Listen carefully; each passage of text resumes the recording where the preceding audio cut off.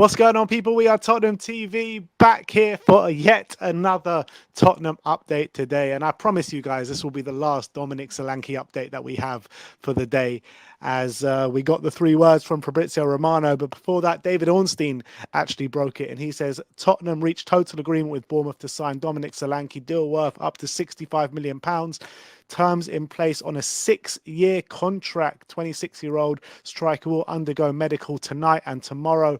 Top target for Ange Postecoglou. And then Fabrizio Romano did say, Solanke to Tottenham, here we go. Deal agreed for 65 million package. Add-ons included a record fee for Tottenham. Solanke set to travel for medical after contract until June 2030. Agreed days ago. Exclusive story has been confirmed. And Lyle Thomas just basically backing that up. And Ali Gold saying, busy few hours for Spurs. Dominic Solanke deal agreed with Bournemouth, £55 million plus add-ons. Emerson Royale deal now also agreed with Milan, €15 million plus add-ons. So finally, we got those 3 words from Fabrizio. Here we go. Record fee for Tottenham. What do you reckon about that, Sim?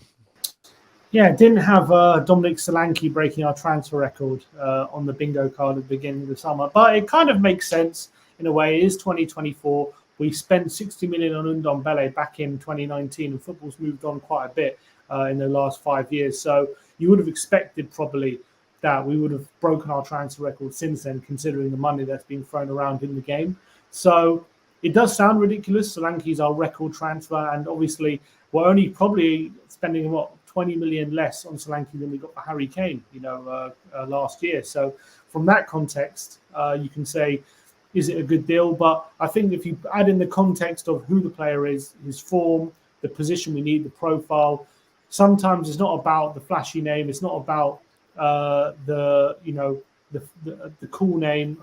It's sometimes about who the player is, his character, and what he's going to bring to the team. And I'm really excited about what Solanke's going to do at Spurs. And this is, I think, a really positive deal. We're getting another striker in the door, good competition for Richarlison, and obviously going to come in as number 1 striker. I think he's a player who's desperate to be at Tottenham as well. He's got good character. I was speaking to a Bournemouth fan, which the video will be out tomorrow. He was saying how he's got really good mentality. He's a very cool customer. He's a real team player as well. And I think those qualities are really going to fit in at Tottenham. And I'm sure he knows some of the boys at Spurs as well, potentially from, other levels of football, in the England level or whatever. And I think he's going to fit in. He's going to fit right in. And I think, yes, 65 million is not cheap, but it's also in 2024 for a striker who got 19 goals at 26 is not, and he's English as well. It's not a ridiculous fee, in my opinion. I think it's pretty fair. And obviously, it's 55 million plus 10 million in add-on, so it is pretty much reaching that release clause fee that has been mooted. So we haven't got too much money off, but I'm pretty happy with the deal. I'm pretty confident that it's going to work out. And if he can get us between 15 and 20 goals, I think that's all he needs to do, to be honest. And I think it will be a good signing. Yeah. If I would have told you at the beginning of the transfer window or the back end of last season, we're going to be sitting here a week before the window and we would have spent 100 million on Archie Gray and Dominic Solanke, you would have thought, like, I'm absolutely mad. But that's where we're sitting at right now. We still have more business to do. I would say that Dominic Solanke, I think we have overpaid. I think 65 million is, over maybe what he's worth. I would say probably in today's market, he's probably worth about 50 million from what he showed last season. So if you're overpaying by 15 million, he ticks a lot of boxes. I think he's going to fit in like a glove. And Ange Postecoglou has made it very clear, he wants players that are desperate to be here, that want to play for Tottenham Hotspur. No, don't just want to come for European football. Don't just want to come to get their pay packet and move on. And I think he fits that bill, doesn't he? Definitely. And I think he's the kind of character and the kind of player that we want around Tottenham, who's going to really fight, give everything for the badge, and really have something to prove. After, those failed moves to Chelsea and Liverpool. Well, he grew up at Chelsea, went through the academy at Chelsea, but the failed move to Liverpool. Maybe he's feeling like, this is a third chance at like a really big club, and he doesn't want to waste it, and he might have something to prove here at Tottenham. So it's also, he'll probably see it as a good opportunity to get into the England squad. If he was playing at Tottenham last season, the season that he had, I think it's probably a good chance he would have been in that England squad ahead of Ivan Toney. But, big club bias potentially. I mean, obviously Brentford aren't a big club, but for one reason or another, he picked Ivan Toney over Dominic Solanke, whereas if he'd been at Tottenham, that probably wouldn't have been the case. So I think it's a good opportunity for him to really get some England caps as well.